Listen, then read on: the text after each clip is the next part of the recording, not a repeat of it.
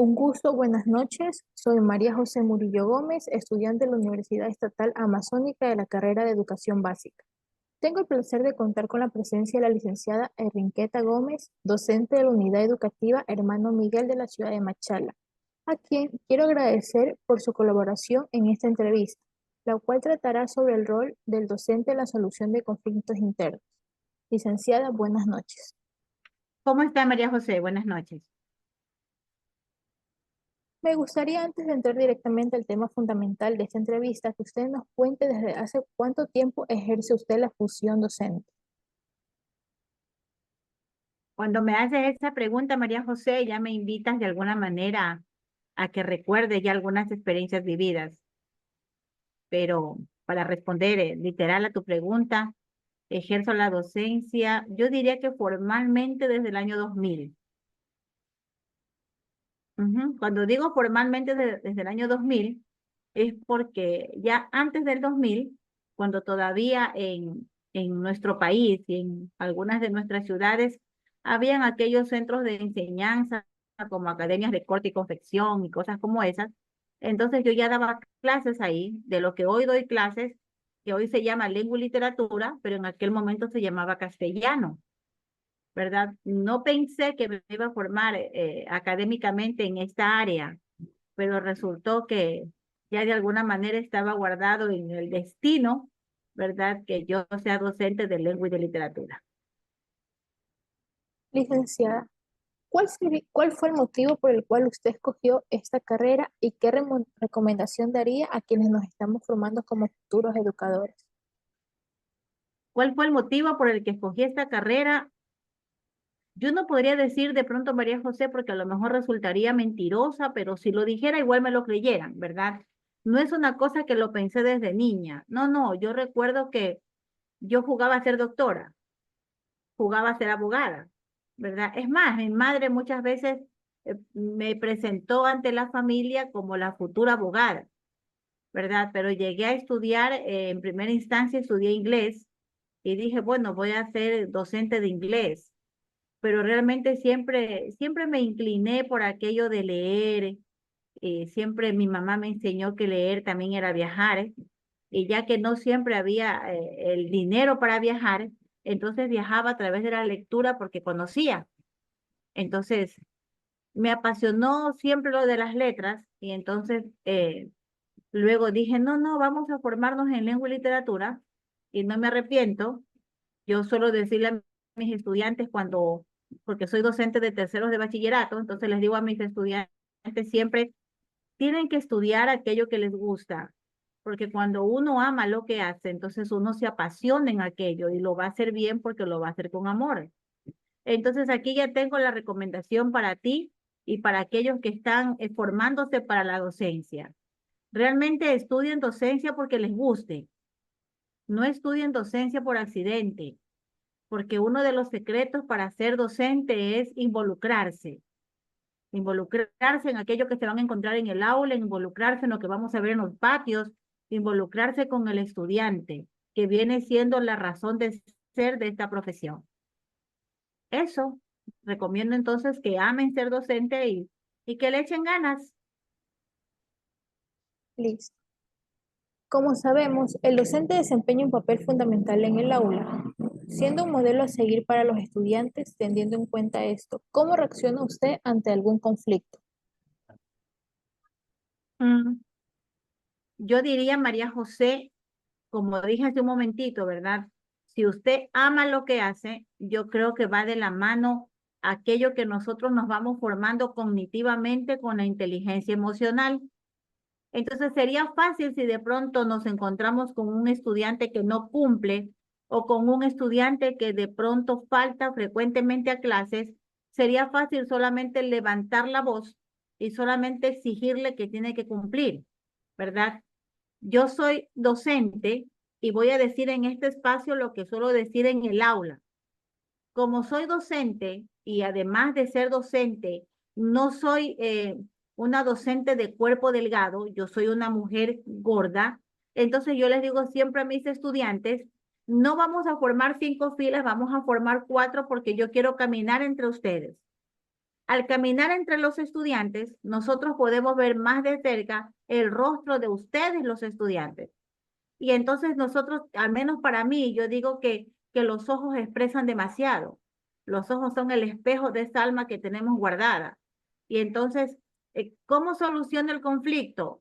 Paseo por el aula y ya voy viendo a mis estudiantes. Y yo suelo decir, y perdón el término, suelo decir que soy maestra tocadora, porque ando tocando. Obviamente, ahorita las leyes de alguna manera nos dicen que no toquemos a los estudiantes, ¿verdad? Pero pues de pronto yo estoy rompiendo las leyes, porque entonces yo sí pongo mi mano sobre la de mis estudiantes, cuando los veo siempre con la cabecita abajo, y le digo, hey, ¿estás bien?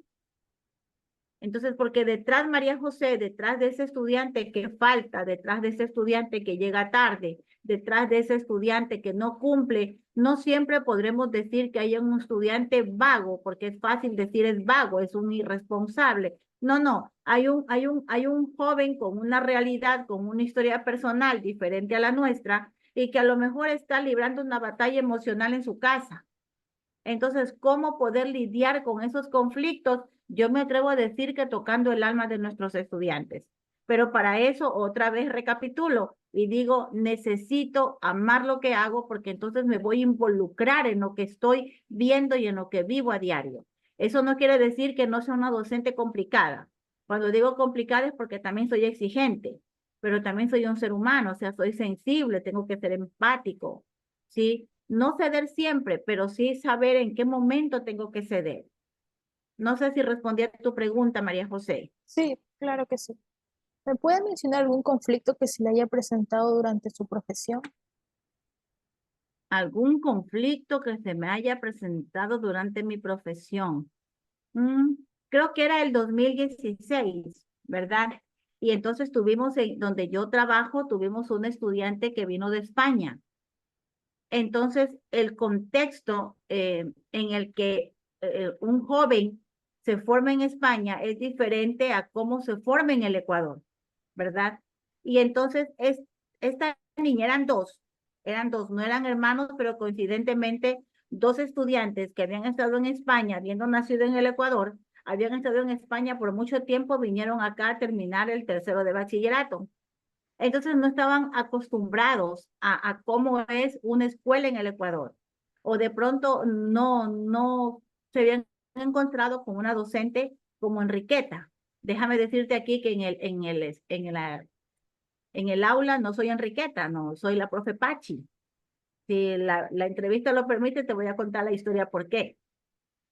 Pero yo recuerdo que cuando yo hablaba de aquello de que era importante estar bien, de que somos capaces, de que no, yo creo mucho en Dios y entonces yo digo que somos hechuras de Dios y que por lo tanto somos inteligentes, somos pacientes, somos fuertes, podemos resistir los procesos, pues esta niña se puso de pie y se puso molesta y dijo que usted no sabe con quién se está metiendo.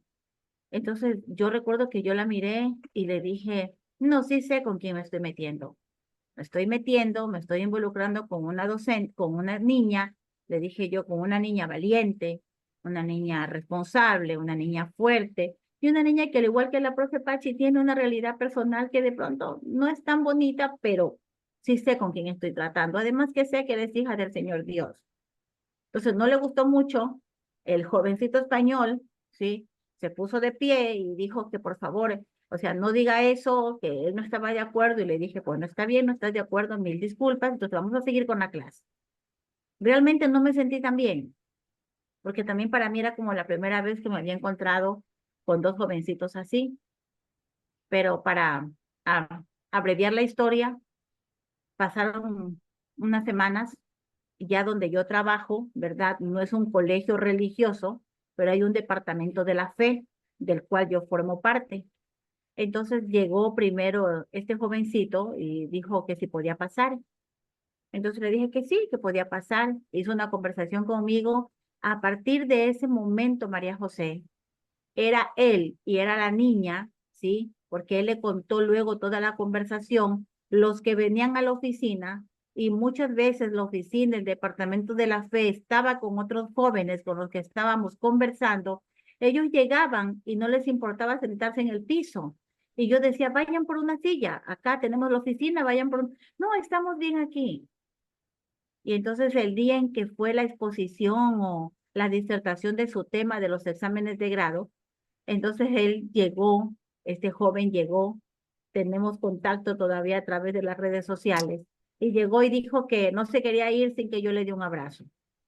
Entonces se reconoció aquello de que yo digo, no, no es que se esté reconociendo que yo soy la, la que lo hace posible. No, no, o sea, no quiero yo llevarme como el protagonismo, sino a donde quiero llegar es que es importante tocar el alma de los estudiantes. Es importante formarlos diciendo que sí, que cognitivamente aquí tengo que dejar algo, pero que no puedo yo separar lo que el cerebro y el corazón pueden ir siendo conjugados. No puedo hacer eso. Porque María José, si solamente fuera de transmitir ciencia, pues hoy lo podemos hacer a través de la internet. Tú vas a un chat GPT, ¿verdad? Y entonces tú tienes todo. Y si para nosotros los docentes vamos a un Magic School y lo tengo todo, ¿verdad? Pero no se trata de eso, se trata también de ir formando. Esa es la tarea del docente, formar. ¿Cómo resolver los conflictos? Porque creo que ahí está la clave, ¿verdad? Pero para eso necesito involucrarme. Lastimosamente vemos muchos docentes que no nos involucramos. ¿Alguna otra estrategia que usted aplica para resolver los conflictos? Bueno, la educación yo digo que es un triplo, ¿no es cierto? No puedo estar solamente el estudiante y el docente, tengo que involucrar al padre de familia. Entonces, cuando ya se presenta una situación en la que se amerita, pues hay que llamar al padre de familia. Pero en este momento no puedo hacerlo yo como antes, como hace unos años atrás, tú solamente llamabas al representante que venga, ¿verdad? Y si el estudiante rompía alguna regla, pues directamente inspección general. La inspección general podía incluso poner una sanción al estudiante, ¿verdad? Pero hoy no es así. Hoy hay un protocolo que seguir. Hoy tengo yo que tener contacto, sí, con el padre de familia, pero no puedo dejar de lado al tutor y no puedo dejar de lado al departamento del DESE, ¿sí? Para poder realmente conversar, porque el departamento del DESE están los profesionales en psicología. El tutor viene siendo como el papá y la mamá del estudiante. A donde yo trabajo siempre decimos eso, mis hijos, mis hijas, ¿verdad? Entonces, nosotros, el tutor nos convertimos en ese papá y en esa mamá en la institución que va a ir orientando y que va a estar al pie. ¿Estás cumpliendo? ¿No estás cumpliendo? ¿Qué está pasando? Y tenemos que llamar al papá, tenemos que llamar a la mamá o con quien esté viviendo el estudiante, porque no siempre hay un papá y una mamá detrás, María José. A veces hay un abuelo, es una abuela, o es una tía, o es una madrina, o los dejaron con un vecino, pero hay alguien detrás de ese estudiante que tiene que venir y ayudarnos a solucionar esas dificultades. Pero lo más importante, creo yo, María José, es siempre decirles a los jóvenes que son valiosos, a los niños también. Yo cuando te hablo mucho de jóvenes es porque yo trabajo con jóvenes, no tengo la bendición de trabajar con niños. Respeto mucho a quien trabaja con los niños porque el asunto es más complicado todavía. Pero trabajar con los jóvenes es levantarles el autoestima. Parece que fueran muy fuertes, parece que son así muy fuertes porque a veces son así como, me permites el término, bravucones, ¿verdad? Pero no siempre es eso. Lo único que están haciendo es que se están poniendo una coraza como un escudo protector. Yo aparezco fuerte, por lo tanto conmigo no pueden, ¿verdad?